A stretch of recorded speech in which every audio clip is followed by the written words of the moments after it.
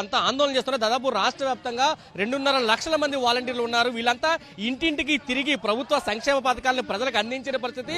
అయితే కూటమి ప్రభుత్వం మాత్రం ఇచ్చిన హామీని ఎక్కడ అమలు చేయలేదు. దీంతో వాళ్ళంతా రోడ్డున పడ్డారు. బకాయిలు అంటే నవంబర్ వరకు అందరికీ పనులు చేపించుకున్నా ₹1 కూడా వేయలేదు. ఎన్నికల సందర్భంలో జూన్ వరకు మాత్రమే వేతనాలు పడే, తర్వాత ₹1 కూడా పడని పరిస్థితి అయితే కనిపిస్తుంది. మనతో పాటు వాలంటీర్ల సంఘం నాయకులు ఉన్నారు, వాళ్ళతో మాట్లాడడం. మేడం, ఏం చెప్తారంటే ప్రభుత్వం 5,000 కాదు 10,000 ఇస్తామంది, ఏ ఒక్క ఉద్యోగం కూడా తొలగించని చెప్పింది. ఈ రోజు అందరినీ ఉద్యోగాలను తొలగించిన పరిస్థితి. 2,60,60,000 మంది వాలంటీర్లు ఈ రోజు రోడ్డున పడ్డారు. ఈ రాష్ట్ర ప్రభుత్వం నిరుద్యోగులకి నిరుద్యోగ భృతి ఇస్తామని చెప్తా ఉంది. పనిచేసేవాడికి జీతం ఇవ్వమని అడుగుతా ఉన్నాం. మేమేం ₹10,000 పెంచమని ఈ ప్రభుత్వాన్ని ఎన్నికలకు ముందు అడగలేదు, తెలుగుదేశం పార్టీని. కానీ వాళ్లే మా దగ్గరకు వచ్చి వాళ్ళ సభల్లోనే పెద్ద ఎత్తున ప్రచారం చేసుకునేటటువంటి పద్ధతిలో మాట్లాడారు.